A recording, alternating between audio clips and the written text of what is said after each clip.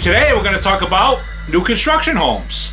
And we'll start off with what are some of the benefits between, purchasing a new construction home or purchasing a pre-existing home. Because pre-existing homes, have a lot of great benefits. Like, you're going to have more options as far as location goes, So if you're trying to find a home that's like right near the highway for your commute, or, not too far from that shopping center that you want to shop at, you're going to have more options with a pre-existing home. Also with pre-existing homes is if you're a do-it-yourselfer, you can find that diamond in the rough that you can do some of the work yourself, and you can very quickly just build equity in the home, just by upgrading and repairing it yourself. And then also another great benefit with pre-existing homes is the amount of time it's going to take to close. I mean, once you write that offer sheet, most of the time, pre-existing home sale, you're going to be able to move into the home within about 45 days. Most pre-existing sale homes don't come with HOA fees. Now, that's not to say that all new construction homes come with HOA fees. But if you're looking at a new home in one of these new development communities, odds are there's probably going to be HOA fees, which can add, to your monthly payment. But the good thing about these fees is that they usually go to great things like snow removal, landscaping, access to the pool, access to the clubhouse, on-site walking trails, different things like that in the community. So it is a give and take kind of thing. But buying something new is just a totally different feeling. I mean, both are exciting, but just knowing that no one else has lived there before and everything is just brand new, it just adds a whole new level of excitement. You don't have to wonder what went on in the home before you, how clean were the previous owners, which could be a long list of people. And, how well did they maintain the house? Was there a leaky roof or something major that happened at one point in time? Was there mold? Was there mildew? Was it covered up one time when one owner was selling it to another owner? You won't have to worry about pest issues or termite issues from years past. With the brand new home, you just don't have to worry about, what was going on before you lived there. The reasons for purchasing brand new are pretty obvious. I mean, you got the warranty, and then everything is just brand new. So like the big items like the roof or the siding, I mean, you just have that peace of mind, that it shouldn't be for a long time before you have to even think about replacing some of those things. And you just know that everything throughout the house is brand new. So it's got brand new electrical, it's got brand new cable wires, data modem wires, for your internet speeds, different things like that. You can have it built for what you're looking for. I mean, you can customize the features and different things that are important to you, and make sure that that stuff is included in the home. That's the fun and exciting part of building a new home, the customization. And surprisingly, the price difference between a new construction home and a pre-existing sale home, is not always as different as you might think it would be.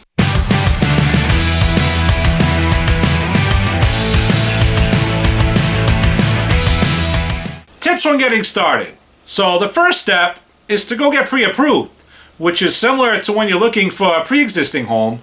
You want to know, what you can afford for a mortgage, what you're comfortable with, what the monthly payments are going to be, and you kind of want to know the price range of what you should be looking for with your home. Because, one of the worst things that can happen is that you just go start looking at these homes and you have all these dreams and these visions of this brand new beautiful home that you're going to have.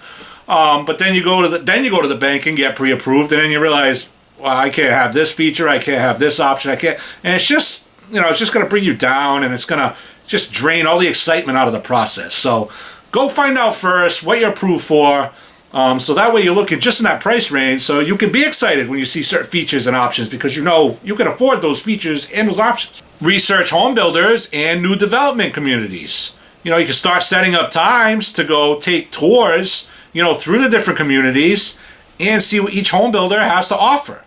But before you do any of this, one thing you want to think about is a realtor. And let me get into that. You don't need a realtor with new construction. You could just walk into the sales office, and the representative in this on-site sales office will be more than happy to help you. But keep something in mind, that they represent the builder and not you. So their responsibility is to get the best deal they can for the builder. So it's similarly, if you were to walk into an open house, for a pre-existing sale home, and you see that agent that's in there, they're going to be more than happy to help you. But it's the same thing. They represent the seller of that house. They don't represent you. So I highly advise that you have someone that fully represents you and your side of the negotiations. Not that you're going to be able to negotiate too much with new construction, which I'll get into later, but you just want to have that resource that you can reach out to, that's fully on your side and can answer your questions and just be there for you throughout the process. It's always good to have a professional in your corner. And just like pre-existing home sales, the seller is who typically pays the realtor fees. So if you're a buyer, it's like a no-brainer. I mean, you're kind of getting that professional service at no cost. But one very important thing to notate with this is that if you do want to have a realtor work with you, it's vital that they go with you on your very first appointment to the sales office. Because if you're not there for that first appointment, that builder is not going to pay the realtor fees in most cases. So if you want to have a realtor and you want to have it come out of the builder's cost, make sure you bring the realtor with you, on your first visit. Once you decide if you want to work with a realtor or not, and you're researching all the different home builders in your market, just keep in mind there's a lot of different home builders in your market. I mean, you can have small local home builders, you can have mid-size to large-size local home builders, you can also have the national home builders. So each one's going to come with their own different pros and cons. So you just need to research each one and just kind of decide which one is going to be a best fit, for what you're looking for. Some things to look for, are obvious. You want to have a quality home built. And most builders want to build you a quality home. But the issue could lie within, do they have the proper processes in place for quality control and also on the customer service end of it? Are they doing a great job during the build, and then after the build, how do they handle the warranties? Because inevitably issues are going to come up. The question is, how does the builder handle it? You want to research each builder's warranty, because every builder is going to have a different warranty program. And most should be at least 1 year, but some go beyond 1 year. So you want to do your research. That's a very important deciding factor. The best way to do this is to research online. But another thing you could do is you could just take a drive to the community. Start walking around. Maybe you bump into other homeowners and you can start asking them, hey, what do you think about this home builder? How do you like the community? What to expect when you arrive at the sales center? Now, first off, don't forget to bring your realtor, because you need to bring your realtor on that first visit if you're going to be working with the realtor. And also, how do you set these up? Do they have appointments? Every sales center is going to be a little different, so just read online. Some you can just walk in, they have certain hours of operation. Some are appointment only. Sometimes they have open houses, and then they have like unveiling events where they're going to show you, this is what the clubhouse is going to look like, and they might have food and snacks and different things like that. And, it can actually be fun to go to some of these, because you have, it's like a mini event. You get to see this brand new community, brand new model house, brand new development. And this is one of the fun parts of house hunting. Once you meet with the on-site sales rep, you're probably going to get a lot of paper documents. You're going to get different brochures and things on different floor plans. You're going to get a map of the community. It's going to show you where the available home lots are. It's going to show you available quick moving homes. And I'll get to the difference between those two in a minute. Also, they might have a model home that you can go take a tour of. They also encourage driving around the community. Just get a feel for what the community is like to drive through, where the amenities are going to be. Maybe the amenities might not even be there yet, but they might be on the map, so you might just get a feel for, this is where the clubhouse is going to be, and where the walking trails might be, or tennis courts, or whatever they're going to have there, different things like that. This is a great time to start asking questions to the builder. Like, what is the warranty? What does it cover? How long is the warranty good for? And then if you want to start getting a feel for like the customer service aspect of everything, you can start asking, well, what's the process, if I was to file a home warranty claim? And how long does it typically take, the builder to try to correct the issue? Also ask about the final walkthrough and the homeowner orientation meeting. Ask what those are going to look like, how long they are, because a good home builder, is going to do these tours with you when the construction process is nearing completion, because it's going to allow you the opportunity for them to walk through the home with you, show you how to use the different features in your home, show you how to shut off the main water valve, different things like that I'll get into later in the video.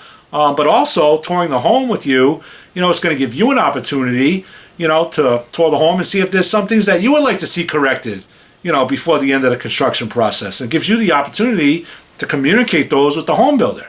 So yeah, I know that's the end of the process, but ask these questions now, because that's how you're going to get a feel, for how good their customer service is and how much they care about providing you, with a high quality home. If you're talking to a builder and you ask, hey, what does the end of the construction process look like? And they say, oh, you just close the documents, we sign them, we give you the keys, boom, it's all yours. I mean, if that's the end of the process for the builder that you're talking to right now, that's probably not a great sign. Ask about the deposits and the down payments. When are they due? How much are they? Because you don't want to go through all these steps in the process, and then all of a sudden you get to the, the down payment part, and you're like, I can't afford that. You just wasted all this time. Are there HOA fees? If so, how much are they, and what do they cover? Ask how long the entire process is going to take, to construct your new home. And make sure you stress entire process, because that's going to be a much different number than just physically building the home. Because different home builders show their prices so differently, each builder has, different features that are considered standard in the home at its base price. It's kind of tough to differentiate and see where you're getting the better value. So one way to combat that is when you meet with the builder's representative is to pick one particular upgrade, and use the same exact one, the same dimensions, and just ask each builder what it would cost approximately to add that upgrade. So, maybe pick a oversized garage and say, I want 30 by 30 garage, and just ask those same dimensions to every builder. Or maybe a kitchen island. You say, I want a kitchen island with this particular granite countertop. How much would that be approximately? Something that could go in any home. Doesn't really matter the size. Like that one upgrade is always going to be consistent. So you just kind of get an idea, and if you get a feel, for what the upgrades are going to cost for each builder. Because let's face it, one of the biggest things to understand is the pricing. So that's what's next.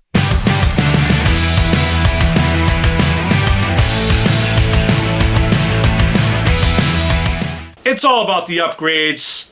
So when you visit the sales center and you get the information, just be wary on the prices, because typically that lowest advertised price is going to have no upgrades. That's going to be the base price.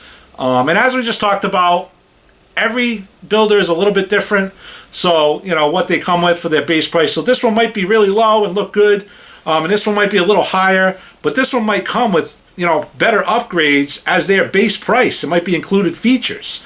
And that's why it's important to ask those questions that we just talked about, like the garage costs, and just try to get a feel for what the upgrades cost, because maybe when this lower company adds their upgrades, it's going to end up being higher at the end of the day because it didn't include, and maybe they charge more for their upgrades overall. So ask the builder's representative, what's included in the base price.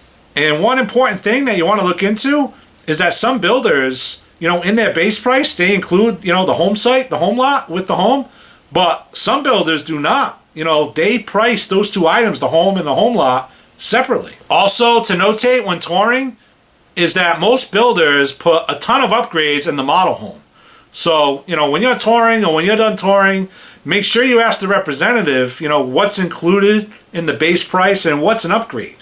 And then if there are certain upgrades that you're interested in, ask how much those upgrades may approximately cost. But keep in mind, they probably cannot give you an exact price for what these upgrades are going to cost in your particular home, but don't be alarmed by that. It's not uncommon for you to be able to get the price of these items, until after you sign, the contract to purchase. This is partly because when customizing your home, a lot of things have to be decided first. Like the floor plan you have to select.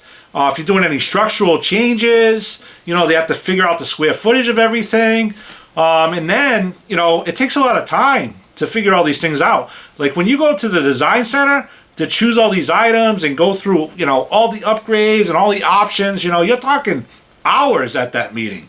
So, and sometimes you have to go back multiple times. So, a lot of times they're not even going to do those meetings with you until you have a signed contract. There are two different types of upgrades. One is a structural upgrade, where you're increasing the ceiling height, you're adding a garage, maybe you're adding a bedroom, things like that.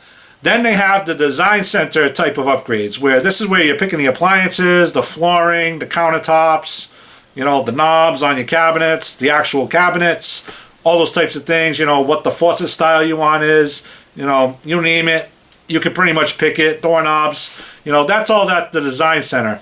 And each builder, they do that a little differently.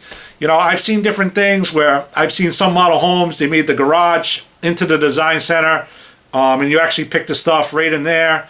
I've seen some, bigger builders that have multiple communities going on, so they just pick, they have an off-site where all the different communities will go to and pick at their off-site location design center. And inside there, they have all kinds of cool things. Like they'll have the actual physical things so you can see, a sample of the hardwood floor or the laminate floor. Sometimes they'll have like, the bathroom on display and you can see different things. So, a lot of the things, it's just you can physically see it, touch it, and you pick it. Understand what upgrades you should probably do now with the builder versus other upgrades that, maybe you could do down the road after you've lived there. If there's certain structural upgrades that you feel very strongly about, now is probably the best time, to do those, because once the home is built, it's going to be very difficult to increase the ceiling height, or add a bedroom, things like that. Also, if you've been thinking about, you always wanted a garage, you're kind of on the fence, one way to think about it is, you're looking at a 30-year mortgage, and, adding some of these upgrades, I mean, what's it going to increase your mortgage? Maybe $100, $200 a month over 30 years. So that's just some things to think about. Now, don't use that concept and go crazy with everything. I'm not suggesting that at all. But some of these bigger structural, upgrades that you're thinking of, just think on that mindset, because maybe that is the best way to go than taking out another loan down the road, and then you went all these years without this, garage that you always wanted. So those are some things to think about. As far as design center upgrades go, yeah, there's definitely a lot of them that you could put off and you could wait until, after you've been in the home for a while. But I just wanted to give you some tips on some that you might want to consider, because not all appliances come standard, with the home. So, I would suggest, going through the builder for the appliances. And yeah, it might cost you a little bit more to get those couple of appliances that don't come with the home. But, when you're talking about these big, heavy, bulky, tough to maneuver items, and they're bringing them in the home, and they could scratch the floor or ding a wall, if you go through the builder and any of that damage occurs, they're going to repair that for you. If you wait till after, and you're trying to save a few $100s on a fridge, and then those movers come in and, delivery guys, and they bang a wall, and now you're going to deal with, you're trying to fix that wall. So from that aspect, I would, highly consider going with the builder for the appliances. Also, one thing I want to think about, what you want to think about is, what's going to happen once all your personal belongings are there? What's going to be a lot more difficult to change? So, if you're thinking you might be able to save money by doing, the flooring later on, well, once all your stuff's in there, it's going to be a lot more difficult to move everything and do the flooring, and so things like that, where a lot of your personal belongings are going to get in the way. Maybe you want a different color paint in the room, and you think, hey, I can just paint it myself, and you can certainly do all these things. I'm just throwing tips out there. Another tip though that I would definitely think about with the home design center is carpet padding. If you're going to do carpets in the home, rather than spending a bunch of money upgrading your carpets, just spend money upgrading the padding, because the price per square foot, is really going to pay off for you, and it's going to make even a medium grade carpet is going to seem like a super expensive carpet because the padding's been upgraded.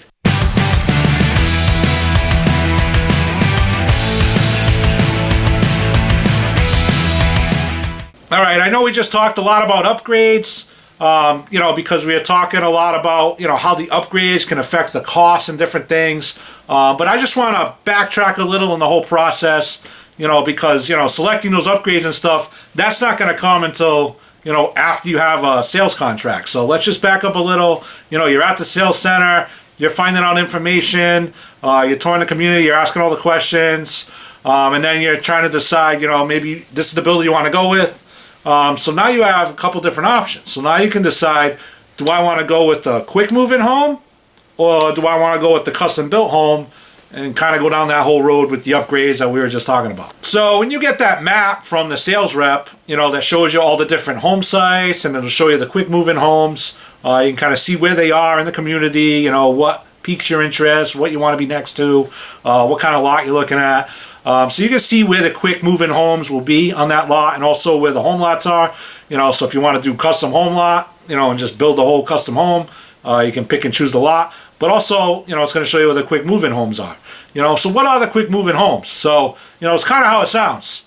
Quick move-in home. So what it is that the builder, has already started the process. So, and what I mean by process, is they had to draw up the plan, they had to go to the town, they had to get the permit approved for the building, and they've, so they could be in various aspects of that. They could, already be constructing it, or the process has already been started, but what they usually have is they'll have a move-in date. So you can look at the list of homes, and it'll be a lot quicker if you choose one of these homes because that construction process has started. So it might say, 4 months from now, this home's going to be ready, or 3 months from now. Sometimes it's next month, So, so that's one of the benefits of the quick move-in home, is that you can get into it a lot faster than if you're just starting from scratch, But obviously, because, it is a quick move-in home, it's already been chosen. A lot of the features, especially the structural features, have already been chosen by the builder. So that's all in the works. The engineer already drew the plans. That's already been approved. So you're probably not going to be able to make many changes at all, if you go with the quick move-in home. Sometimes they'll have actually a deadline. They'll say you can make certain changes, by this date. And a lot of times that's in the paperwork that they give you. But overall, that's one of the downfalls. But if you're one of those people that you just love, new homes, and you're not picky on the doorknobs or what this looks like, or what that looks like, I just love a new home, everything's new. I'm not that picky on the features. Quick moving home might be excellent for you because, it's already being built. It's going to be a lot less stress. You don't have to pick everything out. Whereas a custom built home, you're going to be selecting all that stuff. You're going to be spending hours, with the design center, picking all these things out. And with the quick moving homes, you do have opportunities, like I said, to do some of those things. But a lot of changes are not going to be able to be made. Another benefit with the quick move-in home, is that the builder has listed this home for sale, very early on in the process. But if this home, sits there, and comes all the way to completion, and it still hasn't sold, and it's just sitting there, the builder may get anxious, to move this property. So, that's one of the few times that you actually may be able to negotiate a little bit, on the price, depending on how the market's going. Or what could also happen, as with one of the homes that I did a video tour of, in Canton last fall, is that, the buyer, went through this whole process, customized the home, right at the end, the financing fell through for some reason. So, they weren't able to complete the purchase, and now here's the builder. They have this home that was, customizable, based on these particular buyers. So now they have this home. So, don't get me wrong. They still have a beautiful, amazing home. That's a great asset. They're not going to give it away. But that was another opportunity that does happen sometimes in these communities, where you could negotiate, and get a little bit lower price. And you don't have to wait. I mean, it's brand new home. It's sitting there. It's move-in ready. And lastly, you could wait for the model home. So typically these are usually the last homes to sell, because usually the sales center is in there. They want the model home so they can sell all the homes. But once the community sells out, and that's it, they're ready to move out. So they're going to move out of the model home. The sales team will get out of there, and now they're going to sell this home. And this home could be quite valuable because usually, like we said, the model home is just filled with upgrades. So you might be able to get a great deal. Yeah, maybe the home's not brand new, never lived in. I mean, well, actually, it hasn't been lived in, but, there's had people coming through it. But, I mean, that's all that really happened. It was just a sales center and people touring the home. So, you could save a lot of money. Like I said, these are brand new homes. They're not going to give them away. But, if you're looking to negotiate a little bit on a brand new home, those are the three opportunities that I just mentioned that you might be able to get, a little bit lower price. And also, when these new development communities are being built, one thing I should mention to you guys also is that typically when the community is first built, if you're looking for a brand new home and you're going to customize it and all that stuff, typically the early stages is when the community prices are going to be the lowest. because think about it, nothing's there. It's just going to be you and this one house, as they're building all these things. There's no pool yet, there's no clubhouse, there's none of those things. So that's a great stage, if you want to get brand new and you want to go through the process and customize your home and all that stuff, and you want to be eventually in one of those communities.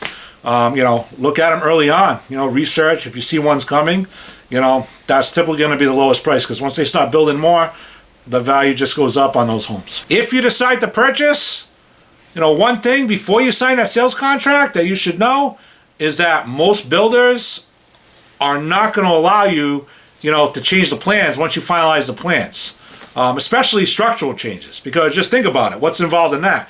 An engineer, now they have to go through, they have to redraw out, what the changes are. They have to submit that to the city or the town. Then you got to wait for the city or the town to approve it. So that's just going to cause, a possible delay. Well, not a possible delay. It's going to cause a delay, in the whole construction process. And delays are not a good thing, because if anything's going to kill the whole deal, it could be a delay. So they don't want to put that risk in there, because, the longer this thing takes, there's more risk that maybe something financially will fall through on your end, or who knows on the other end. Maybe, unexpectedly, construction costs are going to go up. Maybe the price of wood or whatever it is going to go, up unexpectedly, COVID kind of thing. And, now the builder, they might have to try to cancel the deal because they can't, they can't do it for what they told you they were going to do the deal for. So if the builder does allow any type of changes, just keep in mind, there's probably going to be associated fees and costs to make those changes.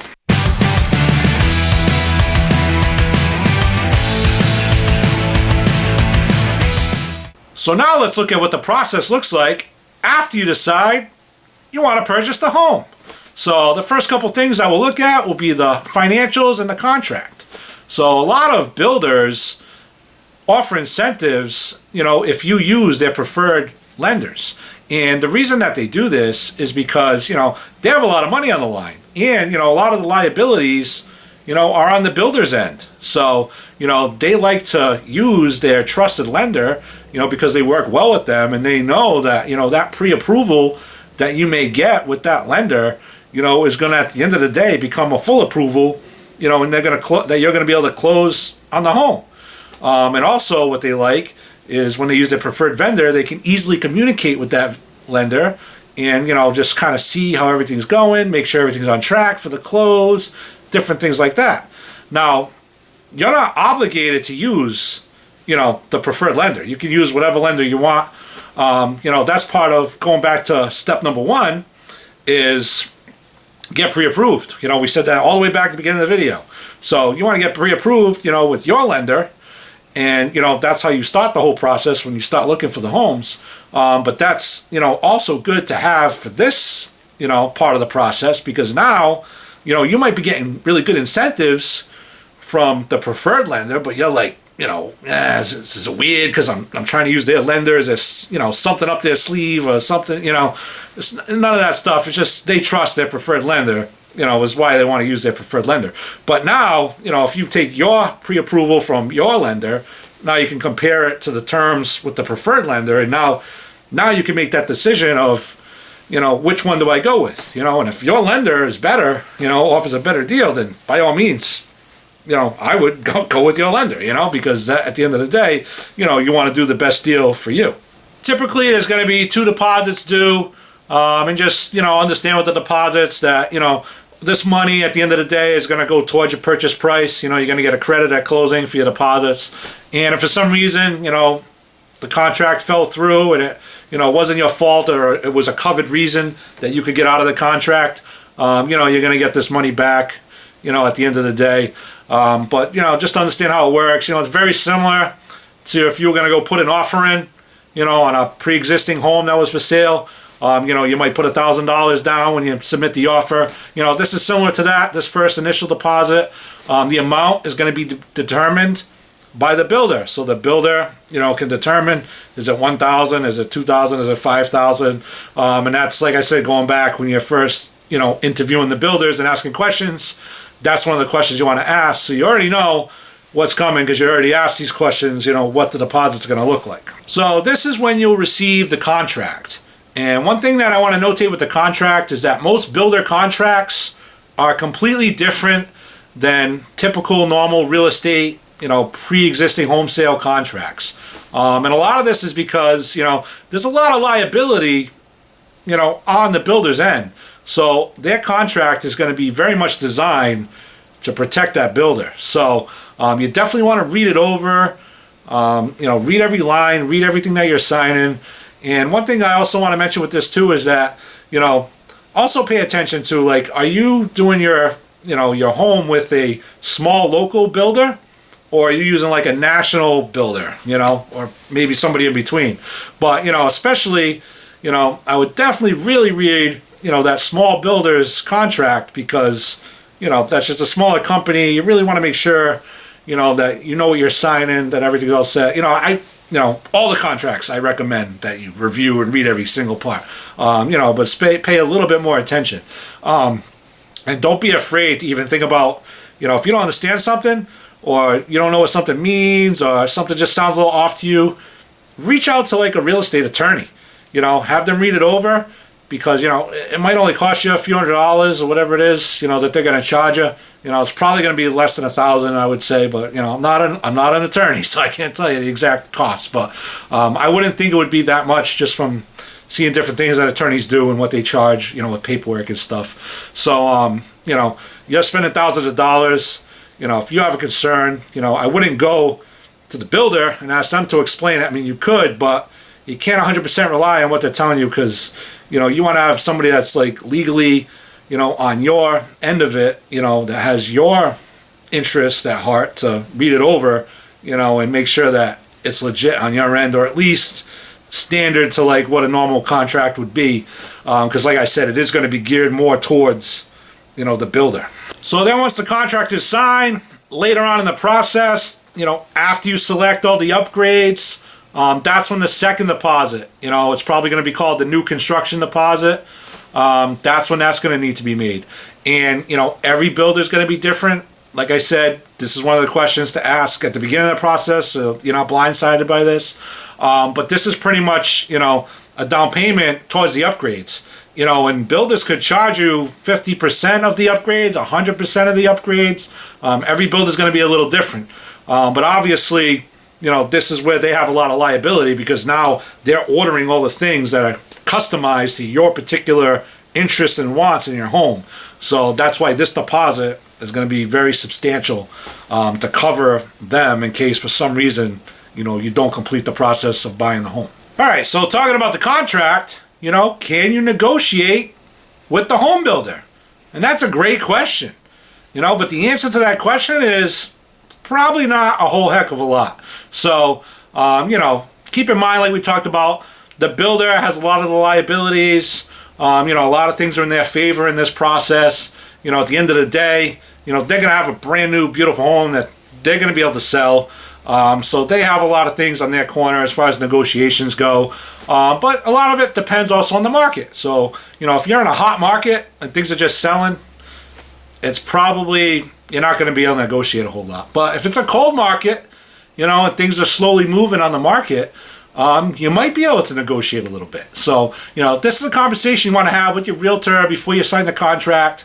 If you have a realtor, go over maybe a tactic if you want to try to negotiate anything. Or if you're not going to use a realtor, just research online, try to find out that way or whatever. But, some of the things that you could negotiate on, a lot of times they're not going to negotiate the base price. I mean, typically the builder, that's the cost that it's going to be. That was all mathematically figured out when they probably planned out the whole community, what they needed to charge for a base price. So they're probably not going to negotiate that a whole lot. But, maybe, like I said, if it's a cold market, or in general, doesn't hurt to ask, maybe you can negotiate some of the upgrades. I mean, you don't want to go crazy, because you're just going to, that's, negotiations don't work good that way, because you're just going to aggravate, the builder, and they might not even want to deal with you that much. So, you want to make sure that you ask for realistic things. So, one of the things you want to look at, like I said, is the upgrades. So, at the design center, maybe you can negotiate, getting some, money off on the upgrades. And, a lot of times too, these builders offer amazing incentives. So, I just saw sales incentives, $50,000 off, back in October. So, those are great. So if you have time and you don't need to move yet or buy yet, and you're thinking, out in the future, do all your research on the builders, sign up for the email list, because you'll start getting the emails, and you'll start seeing some of these incentives that they're going to be sending. And maybe you just wait, you're patient, and then you see $50,000 incentive, boom, all right, now's the time, let's go do it.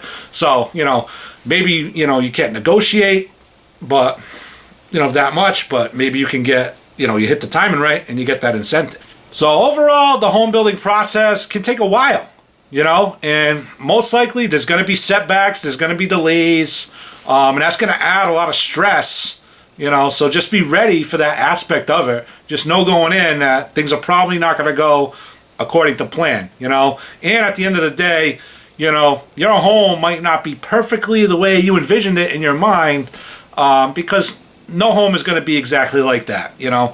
Things are man-made, and nature's involved where things can shift and different things. So try to lower your expectation a little bit. If you think it's just going to be immaculate, not a scratch anywhere, and everything's going to be perfect, that's probably not going to be the case. So just get in that mindset, understand, but also know that even if it's not exactly the way you want it, it's probably going to be very close.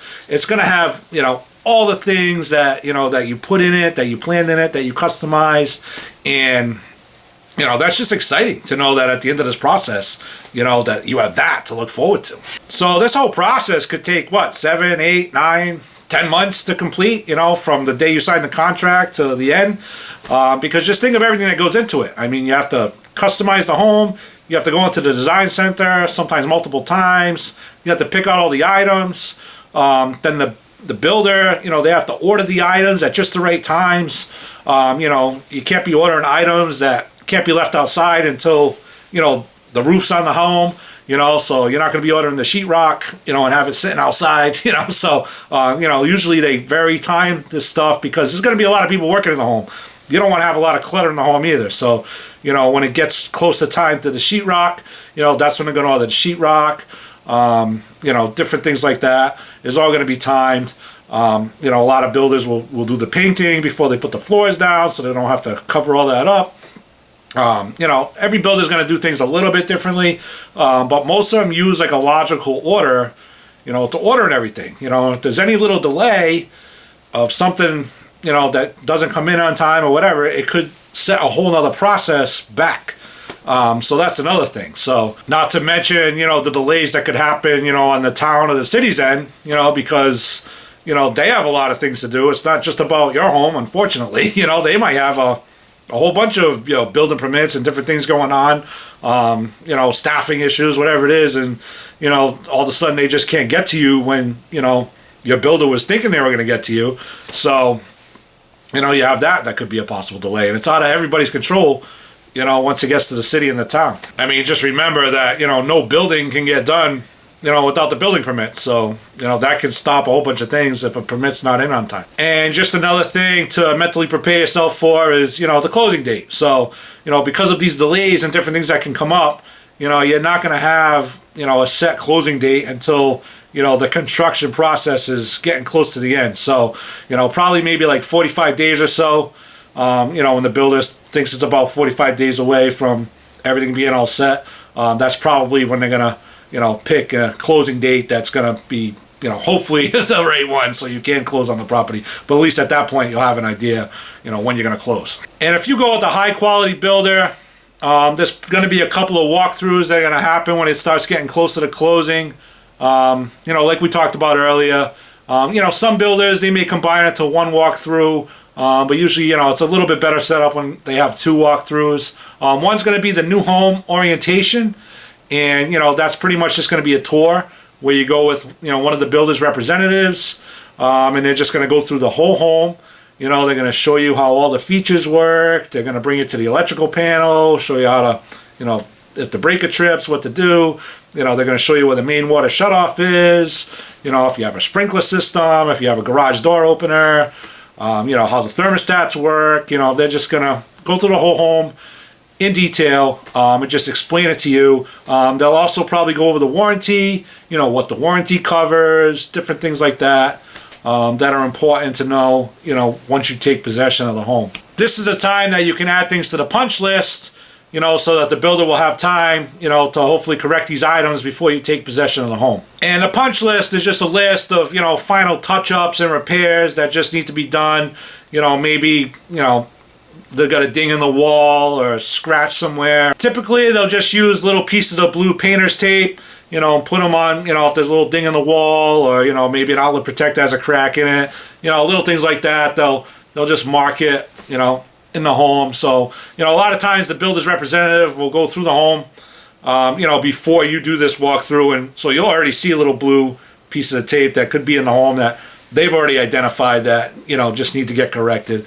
You know, most of the time it's just very minor things, you know, but it's little things that, you know, you want to make sure get done before you take over possession of the home. Now, one thing I want to notate is this new homeowner orientation is not the time, you know, for you to go all in detail and look at every single room and look for, you know, things that are wrong. So, you know, you don't want to take away, the representatives there to teach you how to use the home and do all that stuff. So a best practice that I recommend is once you get the, you know, the new homeowner orientation date, you know, see if you can get access to the home, you know, a couple days before that. You know, that's the time you can go through the whole home, you know, check it in detail, go through every room, bring an extra set of eyes with you, you know, and, you know, if the builder allows it, you could bring your own little blue tape, or if they don't, that's no problem. Just, you know, bring a notepad, write things down, take notes of exactly where they are, and make your own list. Because going back to the new homeowner orientation, you know, you're going to go over, you know, at the end of that, you're going to sign a builder's checklist. And on that checklist is going to be all the punch list items. So you want to make sure before you sign that, that all the items that you feel need to get corrected or you would like to see corrected are on that list. So you don't want to sign that list without having all the items on it. So you want to have that time to go through. But also what I'll say is don't make a ridiculous list. If you just make just a whole bunch of requests on all these minor little things, you know, inside a closet, behind a toilet, things that you don't see that well, and you just make this monster list, I mean, odds are the builder's not going to get to everything before closing. So, you know, what I would do, pick the most important things, make sure those are the things on the list, because you want to make sure that they get through it. And if you miss anything on that checklist, you know, now unfortunately it's going to become, you know, a home warranty claim repair. And one thing that I just mentioned that brought up a good point that I was just thinking was that, you know, you need to ask permission, you know, to enter the home. Because prior, you know, to you closing and getting the keys and everything's all set, technically it's the builder's home. It's not your home. So, you know, you can't just walk in and, you know, and a lot of that is liability reasons because construction's going on and different things like that. So when I say, you know, before the homeowner's orientation, you know, request permission, you know, that's something you got to do, you know, whenever you want to come in and take a look at the home. You know, you always need to request permission from the builder. And that brings us to the second walkthrough, which is the final walkthrough, which in some ways is very similar to, you know, the final walkthrough, you know, when you're buying a pre-existing home. So, you know, you're just going through, you know, you're making sure everything's, you know, all set the way that you want it. You know, in this walkthrough, you know, you're just kind of taking a look at the items that are on the punch list. You're just making sure that they were completed. You know, but the unfortunate part with this, you know, like I said, if you had too many items on it or you went a little too crazy with little minor things, they might not have got to everything. So don't be totally alarmed if that's the case. You know, but what's going to happen, unfortunately, if there are still a few things, because it's so close to closing now, they're just going to be, like I said earlier, if you miss something, it's kind of the same thing. You have to go through the home warranty process, you know, after you take possession of the home. So now that brings us to about to close. So you sign the closing documents, they record the deed. Once the deed's officially recorded, boom! You're now a homeowner of this beautiful, amazing home. You know, brand new, never lived in before. You know, just super exciting. You get the keys. One more important thing I do want to notate with the keys, you know, obviously, you know, the builder and construction, you know, superintendents and different things, you know, they might have had the keys to your home. You don't have to worry. You don't have to go change the locks. You know, most of these homes, they have those special new locks where, you know, you just want to use your key and it's going to re-key the lock. So one important thing to know, just make sure you stick that key into every lock so that way, you know, that those former keys are not going to work anymore. You know, and that's it. You know, you're done. You know, so you got the new home. Everything's exciting. You know, what's the next step? You got to throw that housewarming party. You know, that's the next step. You know, you got to make this your home. Start making some memories. You know, and if you want, invite me to the housewarming party. You know, yeah, I'll throw my number up on the screen. Shoot me a text, give me a call, I'll come to your housewarming party. You know, after you go through all this stuff, you know, that's going to be fun. But no, in reality, or you can use that number, you know, call me up if you got questions on the home building process, anything with the new construction, you know, any part of the video. You know, maybe I missed a couple things, maybe I should have added a couple things. You know, the video's probably super long. Gosh, I don't even know how long it is right now. You know, I won't know until I edit this whole video together. But, you know, I hope you enjoyed it. You know, hopefully I gave you a lot of tips and useful information. And like always, reach out to me, send me a text message, give me a call. Invite me to the housewarming party. Sounds like fun, you know, brand new home, you know. So exciting. That's awesome. Have a great day.